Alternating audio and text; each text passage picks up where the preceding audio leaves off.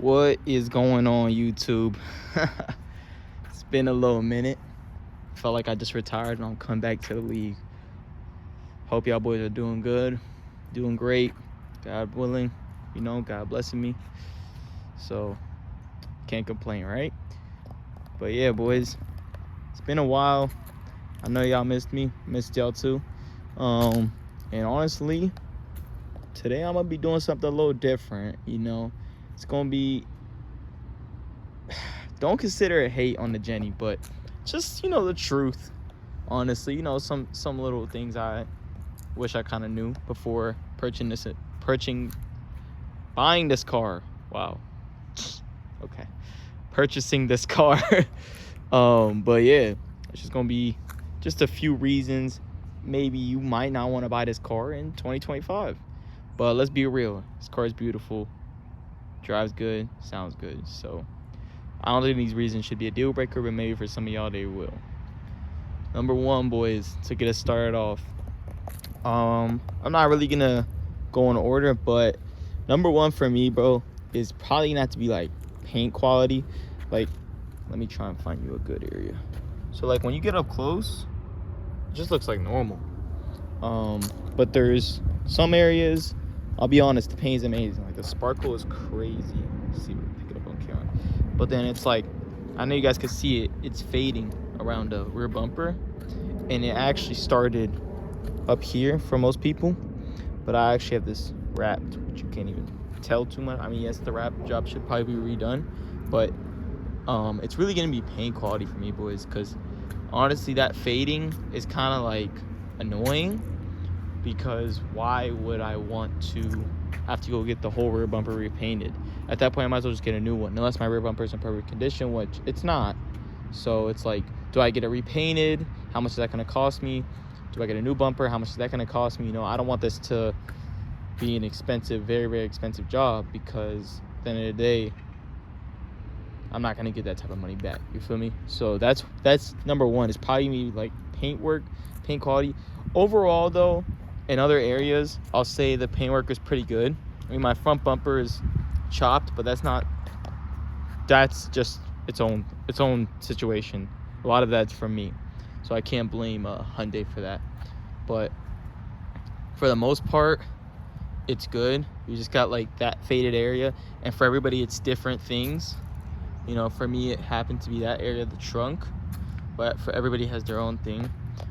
Side note, I wouldn't even say this is a reason, but this like little OEM rear diffuser, whatever you want to call this, well, first of all, mine is faded, as you can see, and it's a little cracked here, but that's from me dragging when I was super low, back in the stance days. But actually, another thing is that thing always breaks. Like, I always see Jennies with that thing pretty much broken, and I had put a diffuser on there, but that was when I was like super low, and because I was so low, I literally dragged it off in my driveway, and it basically came off, and I was like driving and I hear it dragging, and I was like, fuck, I gotta take this off like now.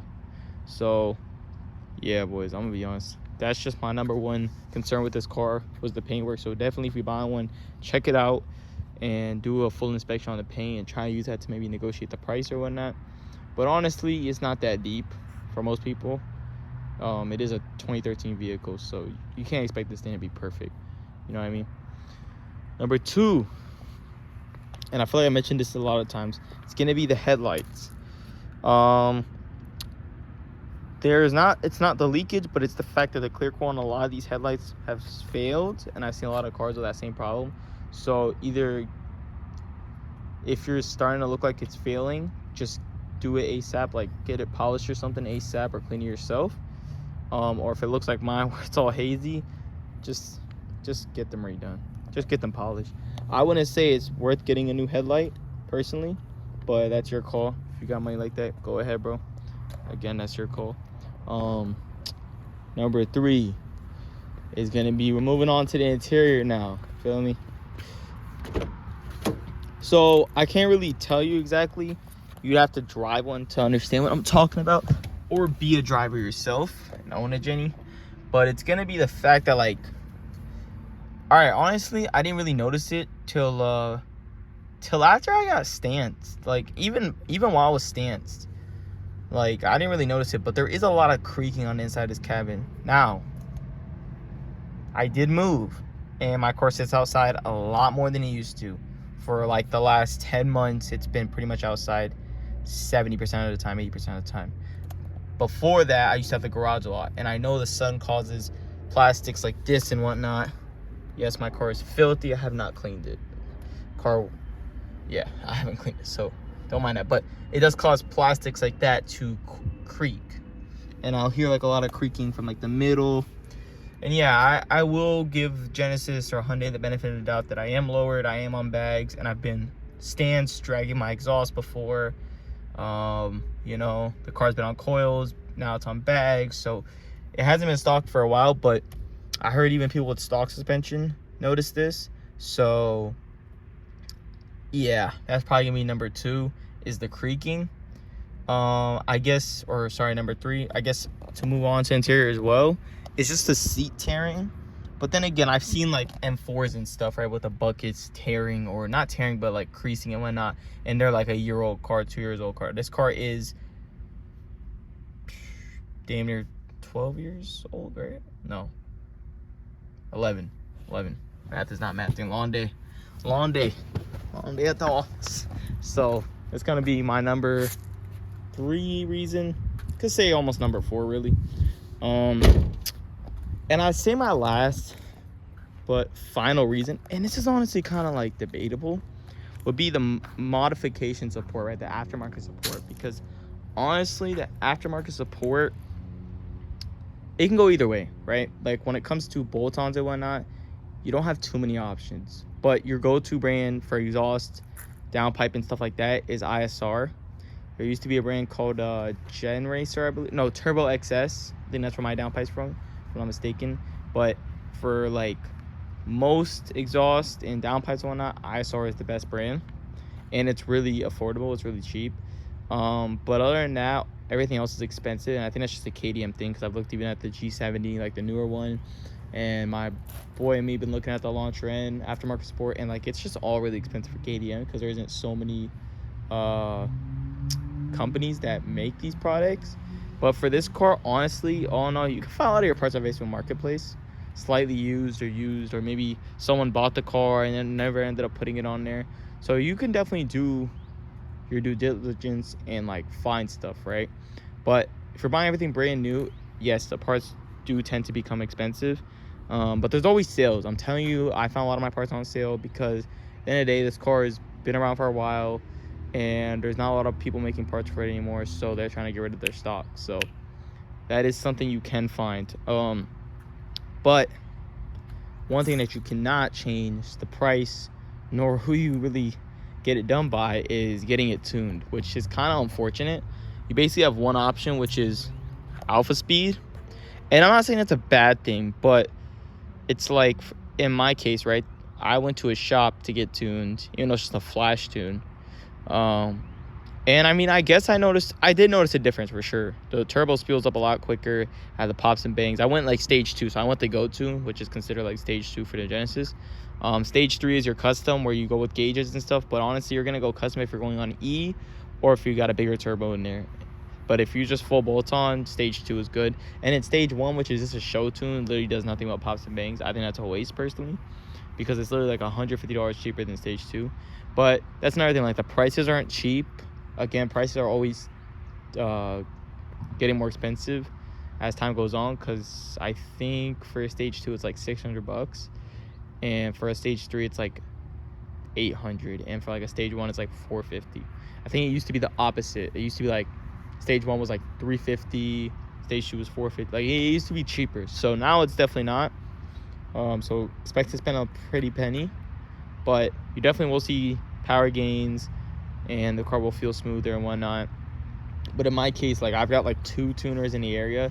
One is a shop, which is like not even an area, it's like an hour and a half away. And the reason I went there is because I had an unknown oil leak, which ended up not even affecting anything. But one thing they did do for me, which was clutch.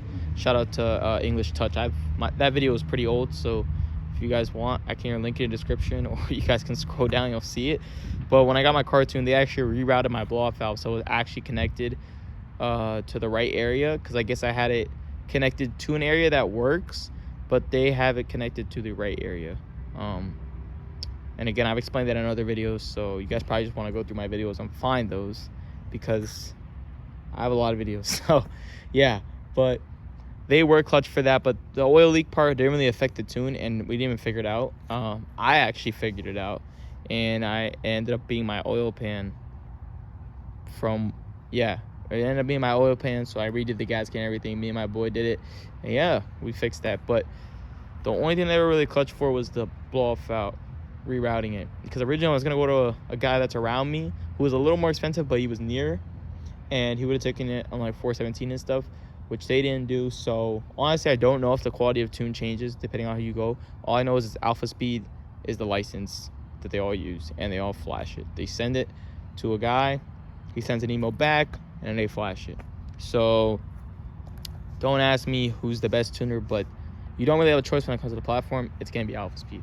So that would probably be my like 5th reason. I think we're on reason 5 of why I don't love the aftermarket support on this car. But I mean, shoot, bro, you're getting a beautiful Korean sports car. Parts shouldn't be too much, and you know, it looks really good. It's quick. It's fun, man. It's fun. So at the end of the day, you will enjoy the vehicle, whether you go with 2.0, 3.8, BK1 or BK2. I think you'll enjoy it. Just, you know, test drive one, and yeah, be on the market for them, because there's definitely a good deal out there for you. Just depends on what your budget is and what you're looking to get out of the car. All right, now, boys, these are my reasons on why I think personally maybe you shouldn't buy a Jenny in 2025. Forgot we're in 2025, but let's be real here. You're probably gonna still buy one, because I mean, look at this thing. And if you guys are interested about the tuning process or anything like that, I've got some order videos. Go check them out. You guys will definitely find a lot of informational tips and whatnot on this car, because I've done pretty much everything you could do besides go big turbo on this car. So yeah, boys, other than that, I'm gonna try and be more consistent. I've just been let's take a look at the view real quick. I've just been busy, man, busy and tired. So if you haven't already, tune in with my last video, which was a POV drive. I want to try something new. If you guys like it, I'll keep posting POV drives. If not, I'll continue with this type of content. But yeah, boys, be safe, and I will catch y'all in the next one.